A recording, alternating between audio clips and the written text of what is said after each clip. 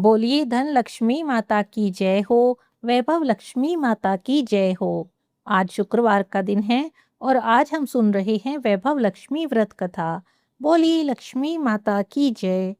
बहुत समय पहले की बात है। एक बहुत बड़ा और समृद्ध नगर था। उस नगर में हजारों लाखों लोग रहते थे। पहले के समय में लोग एक दूसरे के साथ सुख दुख में खड़े हो जाया करते थे। पड़ोसी को भी परिवार का सदस्य मानते थे। हर कोई अपने सामर्थ्य के अनुसार दूसरों की सहायता भी करता था। लेकिन धीरे धीरे समय बदलता रहा। लोग अपने अपने कामों में व्यस्त हो गए। इतने व्यस्त हो गए कि उन्हें दूसरे की चिंता ही नहीं रही। परिवारों में भी पहले जैसा अपनापन कम होने लगा था। भजन कीर्तन सेवा दया परोपकार और धर्म जैसे संस्कार धीरे धीरे लोगों के जीवन से दूर हो रहे थे। इसी कारण उस नगर में भी बुराइयां बढ़ने लगी थी।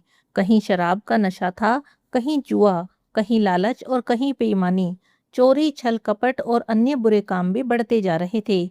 फिर भी कहा जाता है, अंधकार कितना भी घना क्यों ना हो जाए, प्रकाश की किरण अवश्य होती है। उसी नगर में कुछ ऐसे परिवार भी थे जो धर्म और सदाचार के मार्ग पर चल रहे थे। और उन्हीं परिवारों में से था शीला और उनके पति का परिवार। शीला बहुत धार्मिक सरल और संतोषी स्त्री थी। उसके पति भी ईमानदार मेहनती और अच्छे स्वभाव वाले थे। दोनों पति पत्नी भगवान का स्मरण करते, कभी किसी का बुरा नहीं सोचते, अपनी मेहनत की कमाई से संतोषपूर्वक जीवन व्यतीत कर रहे थे। नगर के सभी लोग उनके जीवन की मिसाल देते थे। सभी कहते थे, यदि आदर्श गृहस्थ जीवन देखना हो तो शीला और उनके पति को देख लो। समय हंसी खुशी बीत रहा था, लेकिन मनुष्य के जीवन में सुख दुख तो आते ही रहते हैं। विधाता की लिखी हुई लीला को कोई जान ही नहीं सकता। कब किसका भाग्य बदल जाए किसी के हाथ में नहीं होता। एक ऐसा भी समय आया जब शीला के पति की संगति कुछ बुरे लोगों से हो गई। वे लोग दिन रात जल्दी अमीर बनने की बातें करते थे। उन्होंने शीला के पति को भी अपने साथ ही मिला लिया। पहले तो उसने उनकी बातों पर ध्यान नहीं दिया, लेकिन धीरे धीरे वह भी उनके प्रभाव में आ गया था। अब उसके मन में भी जल्दी धनवान बनने की इच्छा जागने लगी। उसने सोचा, कम समय में बहुत अधिक धन कमाया जा सकता है। बस इसी लालच में गलत रास्ते पर चल पड़ा। धीरे धीरे उसे शराब की लत भी लग गई। जुआ भी खेलने लगा। रेस और अन्य बुरी आदतों में भी फंस गया। वह दिन रात इन्हीं कामों में अपना समय और अपना धन दोनों ही नष्ट करने लगा।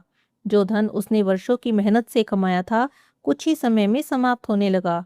उसने घर के गहने भी बेचने शुरू कर दिए। शीला ने उसे समझाने का बहुत प्रयास किया, लेकिन वो किसी की बात सुनने को तैयार ही नहीं था। कुछ ही महीनों में घर की सारी जमा पूंजी समाप्त हो गई। जिस घर में कभी सुख समृद्धि थी, वहां अब निर्धनता ने डेरा डाल लिया था। स्थिति इतनी खराब हो गई थी कि कई बार तो 2 समय का भोजन जुटाना भी मुश्किल हो जाता था।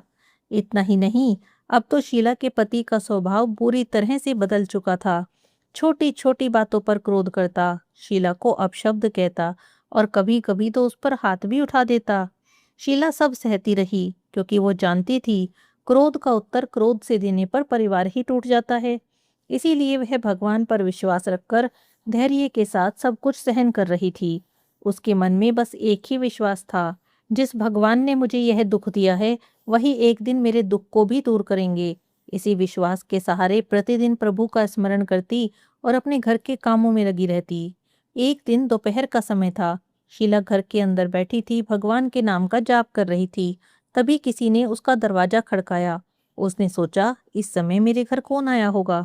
घर में कुछ भी नहीं था। फिर भी उसने मन में विचार किया कि अतिथि का सम्मान करना ही धर्म होता है।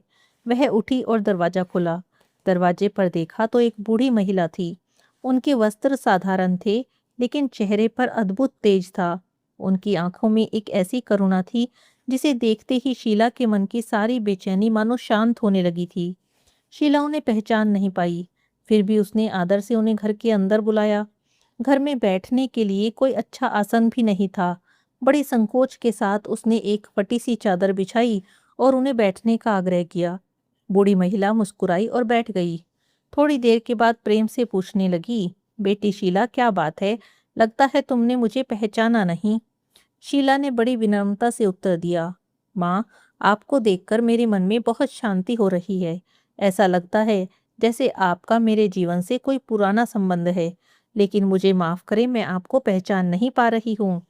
बूढ़ी महिला हल्के हल्के मुस्कुराने लगी और बोली, बेटी, तुम तो हर शुक्रवार को महालक्ष्मी जी के मंदिर में भजन गाने आती हो। मैं भी वहां आती थी।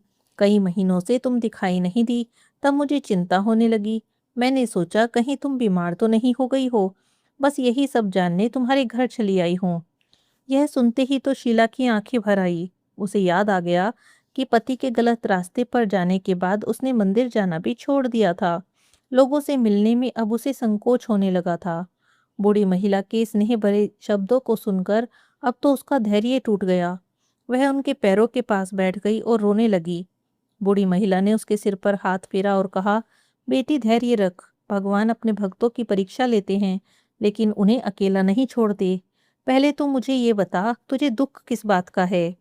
शीला ने अपने आंसू पूछे और अपनी पूरी जीवन गाथा सुनानी शुरू कर दी। वह कहने लगी, माँ, कुछ समय पहले तक मेरा परिवार बहुत सुखी था। मेरे पति भी ईमानदार और सज्जन थे।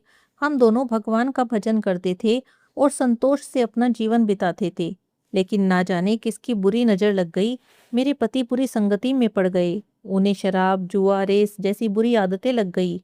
धीरे धीरे उन्होंने घर की सारी जमा पूंजी और मेरे गहने भी गवा दिए। अब तो घर में खाने की तक की कमी हो गई है।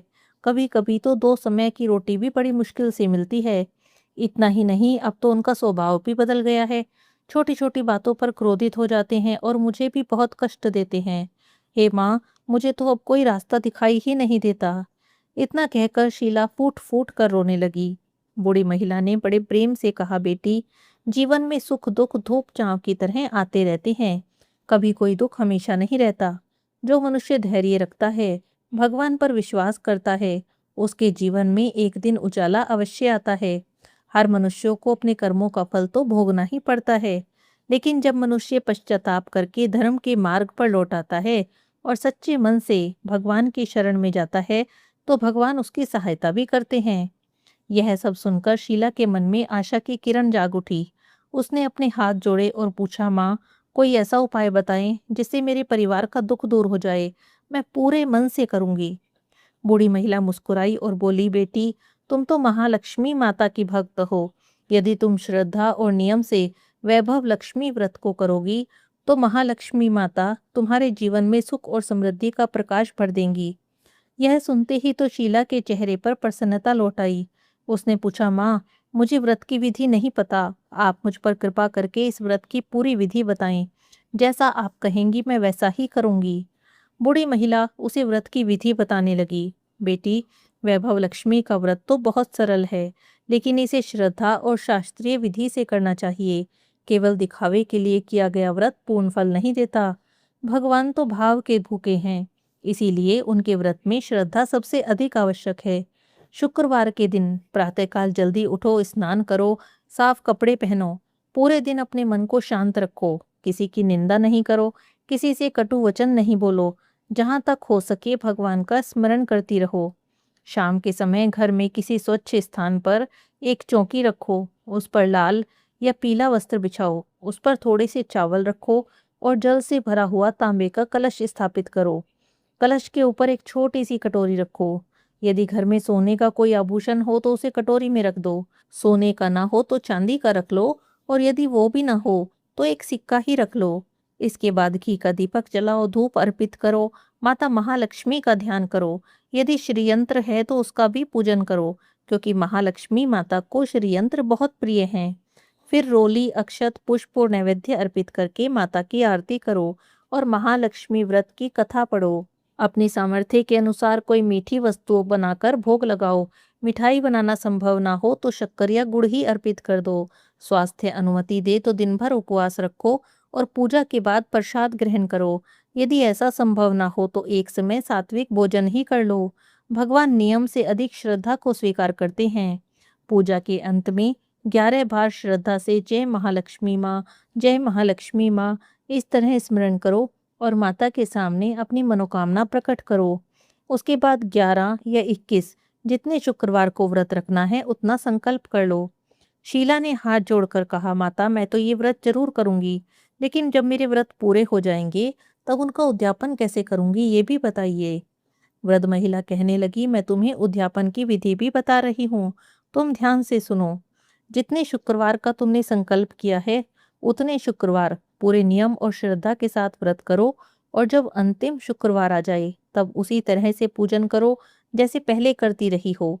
उस दिन श्रद्धा के अनुसार खीर या कोई मीठा नैवेद्य बनाओ। पूजन समाप्त होने के बाद माता महालक्ष्मी को श्रीफल अर्पित करो। यथाशक्ति 7 सुहागिन स्त्रियों को या 7 कन्याओं को सम्मान से अपने घर बुलाओ। उनके मस्तक पर कुमकुम का तिलक लगाओ, उन्हें प्रसाद दो। यदि संभव हो तो वैभव लक्ष्मी व्रत की पुस्तक भी भेंट करो। इसके बाद हाथ जोड़कर माता से प्रार्थना करो कि जैसे उन्होंने तुम्हारी मनोकामना पूरी की है, वैसे ही इस संसार के सभी भक्तों का कल्याण करे। शीला ने उन बूढ़ी महिला की प्रत्येक बात बड़े ध्यान से सुनी और कहने लगी, माँ, मैं पूरे विश्वास और श्रद्धा के साथ 21 शुक्रवार का व्रत करूंगी और आपकी बताई हुई विधि से उद्यापन भी करूंगी। इतना कहकर उसने अपनी आंखें बंद कर ली और मन ही मन संकल्प करने लगी, हे माँ वैभव लक्ष्मी, मैं आज से ही पूरी श्रद्धा और विश्वास के साथ आपका 21 शुक्रवार का व्रत करने का संकल्प ले रही हूँ। मेरी भूल को क्षमा करना और मेरे परिवार का कल्याण करना। जब उसने आंखें खोली तो सामने बैठी बूढ़ी महिला वहां पर नहीं थी। शीला हैरान रह गई, घर के बाहर गई, इधर उधर देखा, लेकिन वे बूढ़ी महिला कहीं भी दिखाई नहीं दी। उसके मन में तुरंत एक विचार आया, क्या वे कोई साधारण वृद्धा नहीं थी? क्या स्वयं माता महालक्ष्मी मुझे मार्ग दिखाने आई थी? बस इतना सोचते ही उसकी आंखों से आंसू बहने लगे। अगले ही दिन शुक्रवार था। शीला जल्दी उठ गई, स्नान करके साफ कपड़े पहने, पूरे दिन माता का स्मरण करती रही। उस दिन उसने किसी की निंदा नहीं की, किसी से कठोर वचन नहीं बोले। मन में बार बार जय महालक्ष्मी माता का जाप करती रही। शाम हुई तो उसने घर के एक स्वच्छ स्थान को साफ किया। वहां पर एक छोटी सी चौकी रखी, उस पर लाल कपड़ा बिछा लिया। फिर थोड़े से चावल रखकर जल से भरा हुआ तांबे का कलश स्थापित किया। अब उसके सामने बड़ी कठिनाई थी।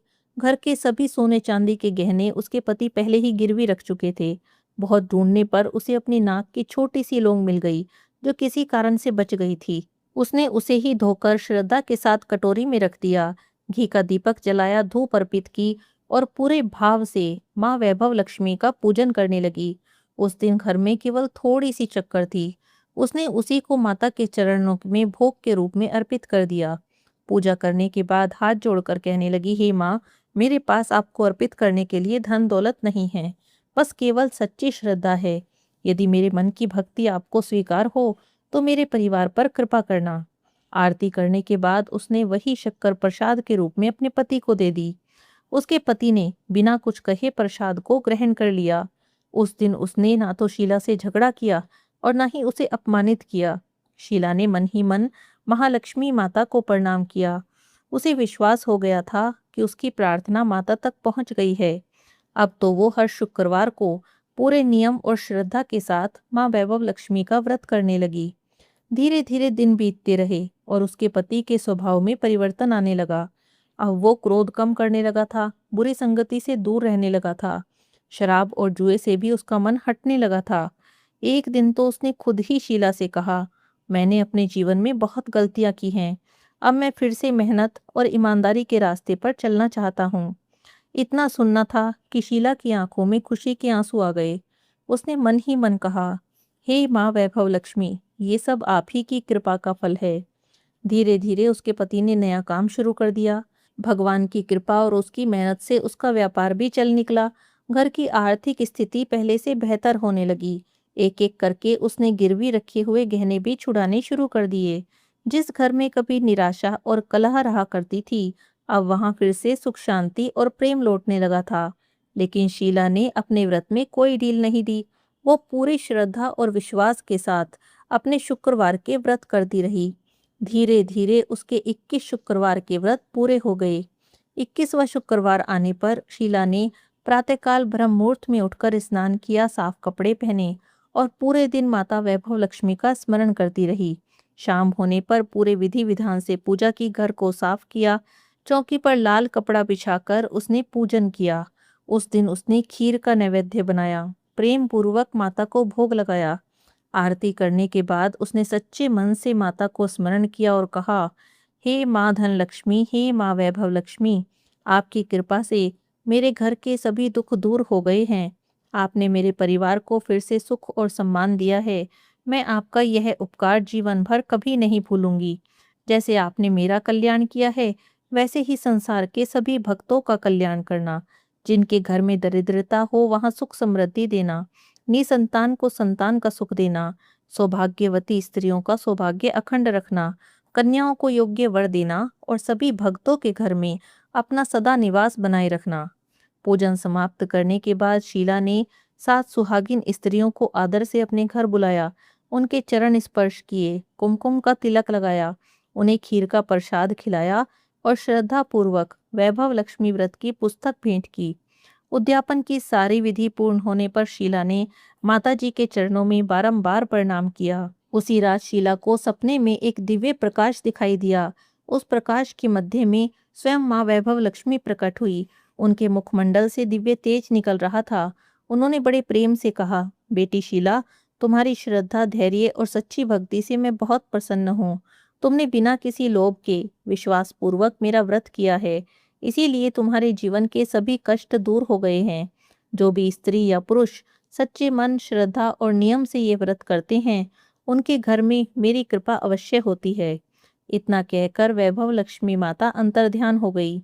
सुबह उठकर शीला ने अपने पति को सपने की सारी बात बताई। दोनों ने हाथ जोड़कर माता वैभव लक्ष्मी को प्रणाम किया और संकल्प किया कि वे जीवन भर धर्म, सत्य और ईमानदारी के मार्ग पर चलेंगे। धीरे धीरे शीला के घर की समृद्धि पूरे नगर में प्रसिद्ध हो गई। सभी लोग उसके सुख का कारण पूछते तो वह बड़े विनम्र भाव से कह देती, यह सब माँ वैभव लक्ष्मी की कृपा और श्रद्धा से किए गए व्रत का फल है।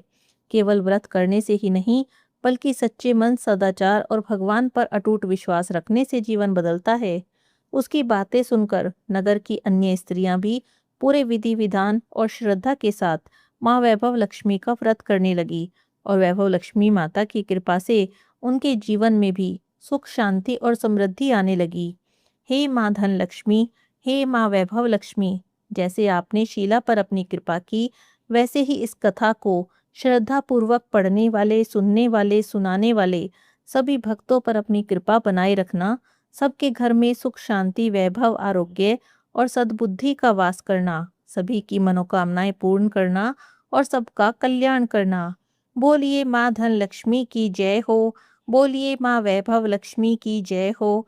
बोलिए महालक्ष्मी माता की जय हो।